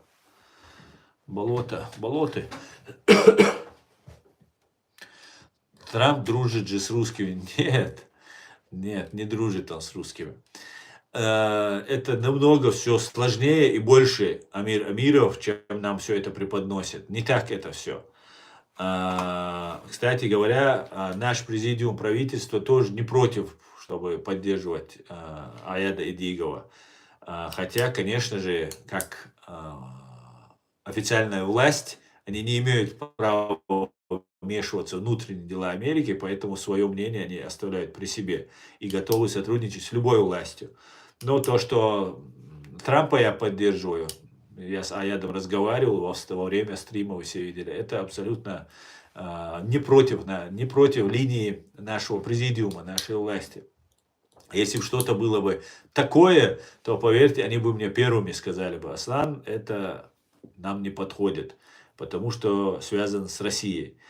Дело в том, что и Байден, и Клинтон, и все остальные, и все политики и поддерживали связь, получали пользу от России, от лично Путина. И все это было. Сейчас они между собой, демократы и республиканцы, скажем так, дерутся и пытаются взвалить, как будто он агент. Там какие-то компрометирующие видео, там есть фото, есть 3/10, вбрасы какие-то делаются.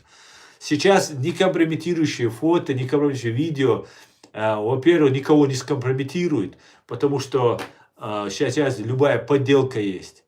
Во-вторых, если бы хоть малейшее подозрение было бы, что Дональд Трамп работает не на Америку, а на какое-то иностранное государство, он бы уже 500 лет получил бы срок и мотал бы его срок где-нибудь в Канзасе, где-нибудь там в супер современной тюрьме он бы отбывал бы срок с людей таких же преступников, как он. Поэтому нет, конечно, Дональд Трамп не является другом России, русских или агентом. Он является патриотом своей страны. Он не патриот Украины, не патриот Чеченской республики Ичкерия. И этот бизнесмен, политик, шоумен, который был президентом и, скорее всего, будет снова. И мне хочется верить, я на это очень сильно надеюсь, что именно Дональд Трамп будет тем человеком, который признает Чеченскую республику Ичкерия. Я в это верю, и поэтому поддерживаю Дональда Трампа. Ну, конечно же, нам нужно будет показать себя, чем-то быть полезным, потому что он думает об Америке. И мы должны сказать, а вот мы готовы вам предоставить вот это. Что мы можем дать Америке, чтобы она поддержала нас. Вот сейчас будет передел вот этого всей вот этой политического ландшафта мирового. Новая будет устанавливаться система безопасности международная. И мы должны, чеченцы, занять там свое место, достойное место, со своим независимым государством, со своим независимым правительством, со своей независимой властью. И только в таком случае мы сможем привлечь к ответственности за военные преступления, преступления против человечности, акт геноцида и акт агрессии против чеченского государства, против чеченского народа, фашистскую Россию. Как это будут делать украинцы и грузины, и, скорее всего, сирийцы тоже там будут принимать участие. А по сравнению со всеми этими тремя конфликтами, больше всего русские убили именно чеченцев, граждан Чеченской Республики. Даже все эти, если взять вместе, преступления, которые совершала фашистская Русня, в Сирии она огромное количество мирных людей разбомбила. Даже в Сирии, в Украине, в Грузии, всех вместе взять, самое большое и первое преступление, которое совершила фашистская Россия, лично Путин, Патрушев и террористическая банда ФСБ, это геноцид чеченского народа и оккупация чеченского государства. И это преступление нельзя ни обойти, ни объехать. И мы, чеченцы, нужен истец, человек, который требует свои права. И мы, чеченцы, должны требовать, и я требую наши права. И мы, чеченцы, добьемся того, что фашистская Россия будет признана виновной в геноциде чеченского народа, обвинив в взрывах своих же домов, своих же граждан, в убийстве своих граждан нас и напав на нас. Мы должны об этом говорить, будем говорить, что бы нам это ни стоило. А сейчас мы уже видим, что это уже становится все легче и легче. Ситуация в корне меняется, в корне. Сейчас уже сказать Путин террорист, это стало модно. Понимаете? А раньше за это тебя преследовали, сажали, запрещали, экстремистом обзывали. 3-10. Тут даже в Европе это не нравилось. Я вышел в 2016 году с плакатом «Путин террорист», причем закрыл лицо целенаправленно, чтобы холодно было, и поднял шарф, чтобы на всякий случай меня не было видно, потому что я был еще не засвечен достаточным образом. Но мне полицейский сказал убрать убрать. Нельзя. Нельзя на Путина. Я сказал, вы трусы. Это было в Берлине, перед Бранденбургскими воротами. А Гибня потом не верила мне, что это я был, потому что нельзя было определить. И потом меня попросила Гибня, чтобы я вывесил вот этот плакат. Слава Богу, у меня все плакаты мои сохранились. Я показал, и мне скрывать нечего. Моя правда в открытости и сила моя в этом.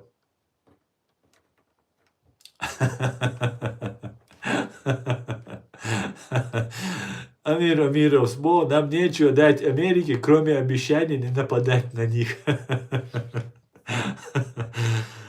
Ай, вот ты веселый парень. Да, мы гарантируем Америке, что мы не нападем на Америку. Нет, нам нужно будет много постараться, чтобы Америка обратила внимание, понимаешь, Америка. Потому что если вы обратили внимание, вот некоторые американские политики говорят, это не гуманитарная помощь, это не пожертвование Украины, это деньги, которые мы вкладываем ради Америки. Для силы Америки, для того, чтобы она стала мощнее. Обратили внимание? Ну, если российскую пропаганду смотрели, российская пропаганда об этом все время твердит. Смотрите, сказал этот, сказал, тот сказал. Они типа не для Украины это делают, а для себя. И американцы не скрывают, конечно, они это делают для себя. Если бы они делали бы все для других, то не было бы той великой, мощной, богатой, сильной Америки, которую мы знаем. И каждый делает для себя. Это только чеченцы делают для других, а не для себя. А каждый в этом мире делает, причем чеченцы для себя делают, они для своего государства не делают.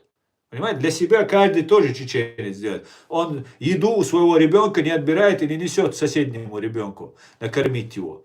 Он своего накормит, ему машину купит, его будет оденет, но будет переживать там за кого-то там в Афганистане, там в Палестине и так далее. Ущерб своему государству и своему народу. Он просто этого может не понимает. Просто пропаганда такая ведется. Поэтому, конечно, каждый будет делать для себя. И Америка не будет делать это для нас. Но если Америка придерживается справедливости, и у нас найдется, что предложить Америке, кроме того, что ты говоришь, не только не нападать на них, а быть союзниками им. На том же Кавказе, как является Грузия их союзниками. А Грузия является нашим центральным союзником на Кавказе, самым главным партнером на нашем Кавказе. И в этом направлении, если мы будем двигаться, у нас есть много нефти и газа, которую добывать, например, могут очень экологично, как это делается в Норвегии, какие-то норвежские, американские, английские нефтяные компании. Например, я говорю, я этим не распоряжаюсь. Это не мое, решает чеченский народ и чеченская власть. Я правозащитник. Я как мнение говорю. Устанавливаем, например, военную базу на территории Кавказа, в частности, на территории Чеченской республики Ичкерия. Заключаем, как японцы заключили союз с американцами, как Израиль, евреи заключили союз с американцами. И созидаем, развиваемся и создаем Кавказский дом. Моя мечта, например, та, которую озвучил Зviat Гамсагурдия и Джохар Дудаев, создать Кавказский дом, где мы будем все, кавказская нация, вне зависимости от религии и национальностей, жить с равными правами, на равных условиях, жить прекрасно, созидать, развиваться. Это моя мечта. Да, а так будет.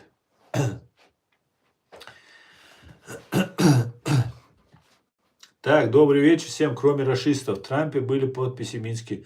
При Трампе были подписаны, наверное, да, имеете в виду, Минские соглашения. Кто был, когда в 2014 году был? Тогда был Обама, по-моему, оттуда все шло. Минские соглашения. Потом все это развивалось, все это принимало участие Германия, Франция. На самом деле,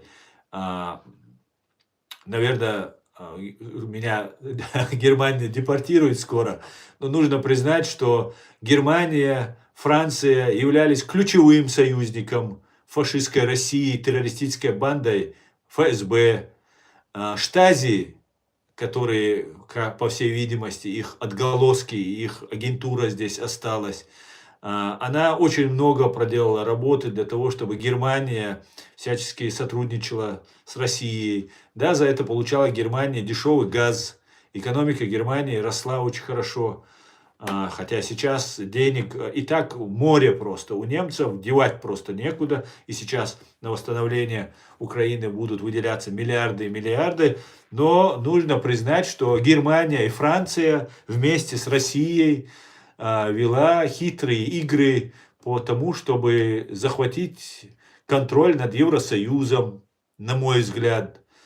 Социальные сети, такие как Facebook, YouTube, другие, также являлись пособниками фашистской России. И только вот в Фейсбуке можно более-менее что-то написать, тебя не забанят, потому что политика Facebook была абсолютно пророссийской, прорусской.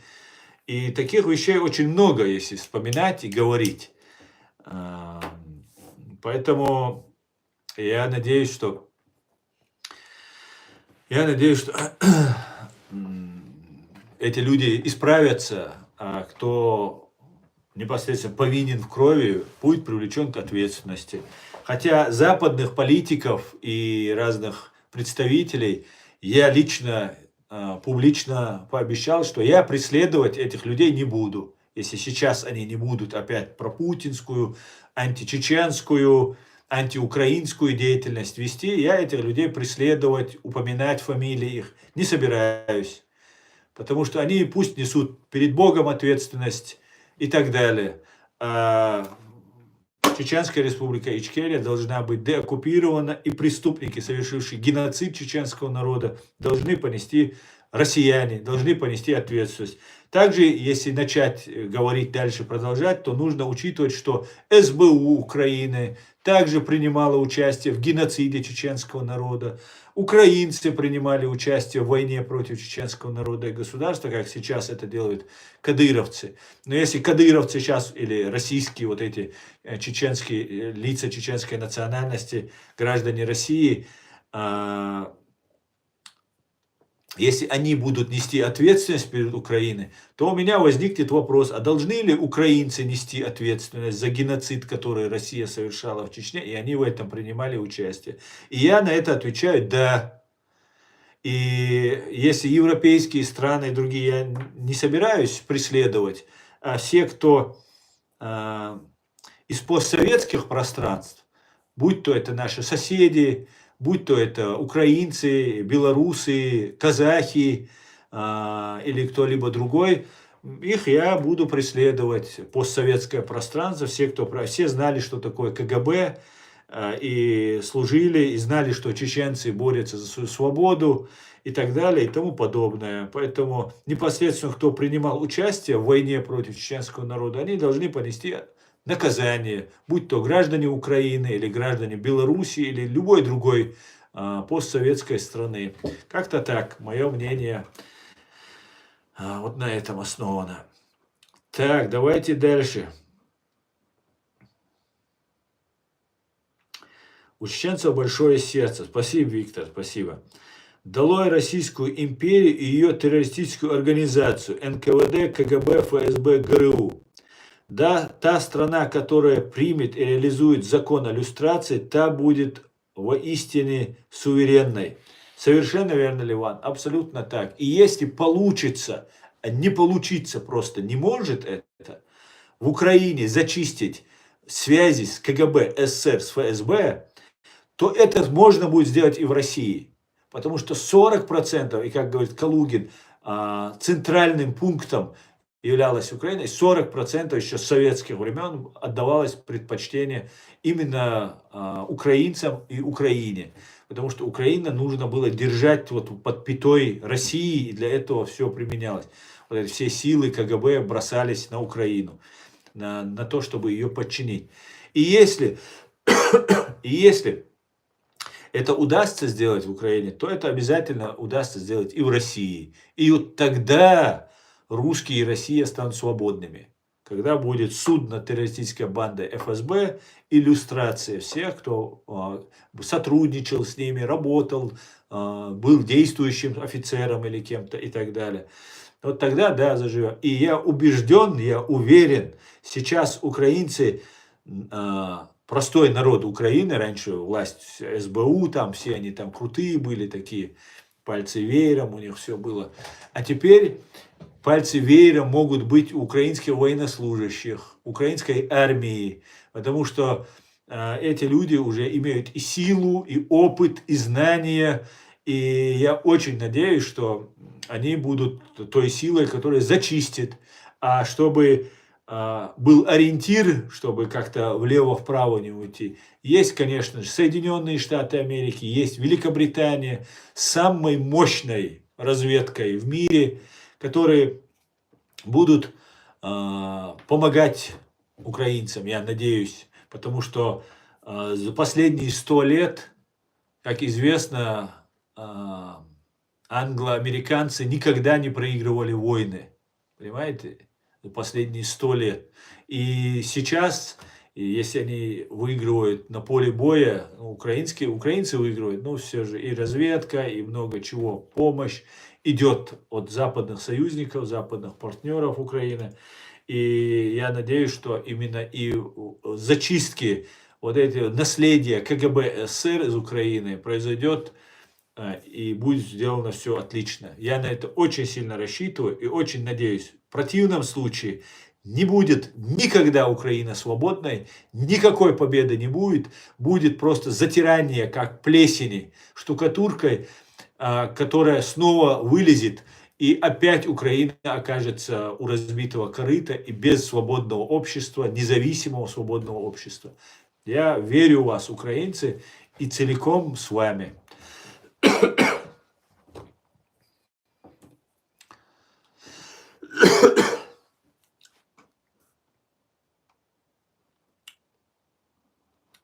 Так, Вячеслав. Вот Вячеслав молодец, он мне уже угрожает Красиковым. А то они мне все, Кадыров за тобой выехал, Кадыров за тобой выехал. И вот они теперь угрожают мне Красиковым. А давайте я вам расскажу про Вадима Красикова, этого беззубого маньяка, садиста, киллера КГБшного, ФСБшного, который был абсолютным неудачником и неоднократно был пойман на убийствах правоохранительными органами. Ну, так как он личный киллер ФСБ, его вытаскивали. И на этот раз его вытащили из Германии тоже. И мне постоянно говорят, Кадыров тебя, Кадыров знает, мы сейчас Кадырову скажем, ФСБ отправим, 3-10. И я им говорю, ну в конце концов, вам не стыдно? Вы оккупировали нашу территорию, убили 30% нашего населения, взяли весь народ в заложники, изгнали огромное количество с территории людей, и вы угрожаете нам Кадыровым? Вам не стыдно, я вам сказал? И вот после этого, вот оказывается, Вячеслав услышал меня, и теперь мне грозит Красиковым. А я вам скажу, что я был тот человек, который инициировал митинг перед Генеральной прокуратурой Германии для того, чтобы Красиков был привлечен как государственный террорист. Не как бытовой, как и Путин вбросы делал, помните, да, там бандитские разборки, 3-10. А что это государственный заказ, и за этим убийством Зелимхана Хангашвили стоит Россия.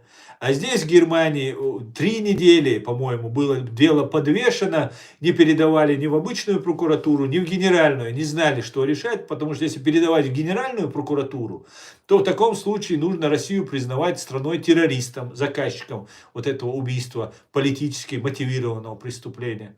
Если же бытовое, то просто убили и закрыли. Так вот, я тот самый, пускай твой Красиков выезжает, беззубый твой Красиков, лох-неудачник, садист и убийца, выезжает, и я тот, который сделал, чтобы ваш Путин был признан виновным, и Россия. Не я сделал немецкий суд, я был инициатором всех этих процессов. Я снял квартиру в Берлине, туда свез кого только мог собрать, всех своих знакомых, всех своих единомышленников, некоторых, которых я считал своими единомышленниками в том числе. И Россия через Тумсо Абдурахманова и всей агентуры в Берлине пыталась спровоцировать конфликт, чтобы на второй день мы не попали на этот митинг и не провели, мы написали, я писал требования, все они были выполнены, сейчас Красиков выдан, вот с этим произошел прокол, но мы получили людей обратно, невинных, гражданских, журналистов, там других третьих людей, которых фашистская Россия захватила.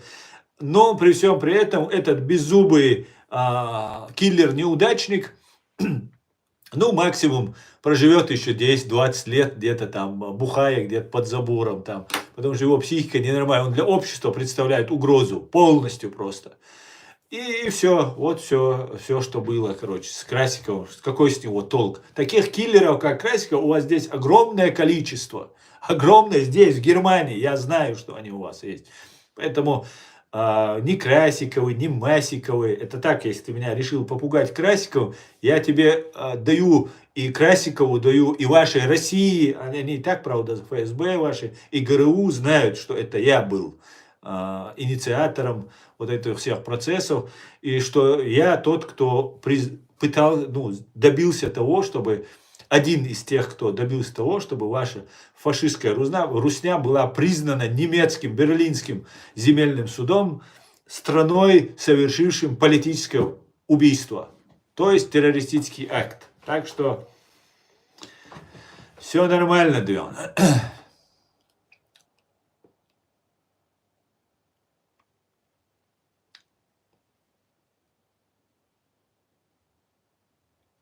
БНД были в Чечне в 95 году, пишет мне МК. Ёшка Фишер, говорит, признал проблему чеченского терроризма.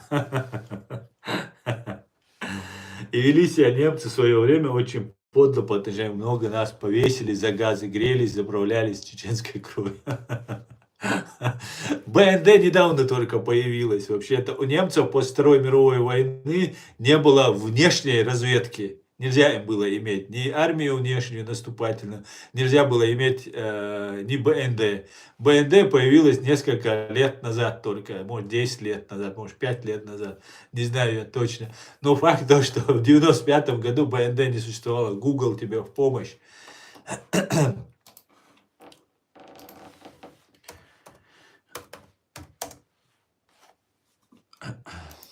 Сейчас я тебе отвечу. Штаб-квартира находилась сначала в Пулахе, около Мюнхена. В 2017 году было закончено строить нового зданий.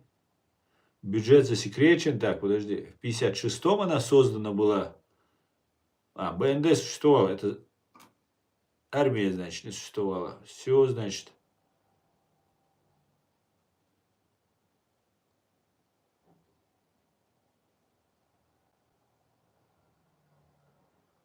Да, я приношу свои извинения, я не прав. Я ошибся. Я думал, у них не было внешней разведки. Оказывается, была. Да, все. МК, я виноват. Ну, то, что ты говоришь, не совсем я понимаю, кто чем гордится.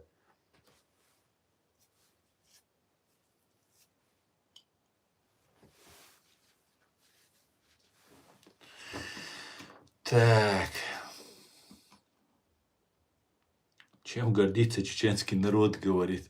Маленький народ ничего не сделал для человечества. Мы, по крайней мере, как вы, людей не убивали. О чем ты несешь?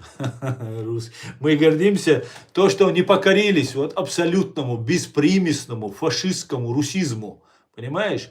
Мы этим гордимся. Мы боремся за свою свободу. У нас нету, ты говоришь, профессоров и ничего внесено вклад человечества нет. Так вот, мы академики свободы.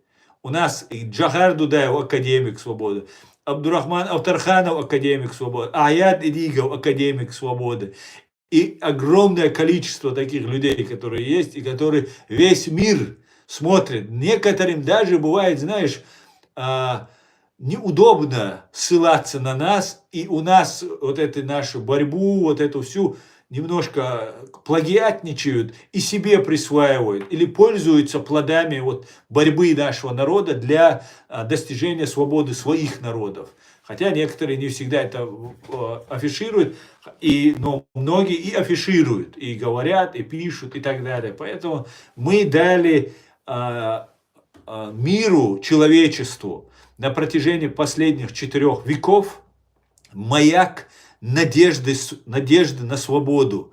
Мы показывали, что можно умирать до конца, от 2 миллионов у нас осталось 6%, 120 тысяч, от 2 миллионов большой русско-кавказской войне, когда у нас осталось большой, вот после этой войны. И мы все равно возродились и остались теми же чеченцами, которыми были, которые за свободу, за независимость, и продолжим бороться. Потом вы еще нас истребляли, потом еще раз истребляли, и вот вы сейчас нас снова истребили. Или уже 3-й, 4-й раз вы нас истребили. И все равно мы продолжаем отстаивать. Так вам, рабам, этого не понять. На этой оптимистичной ноте я заканчиваю свой стрим. Спасибо, что смотрите и поддерживаете. Все будет. Ичкерия дал мула. Слава Украине! О Аллах, благослови Америку! Адикюэль маш ойр. Всего хорошего. До свидания, друзья.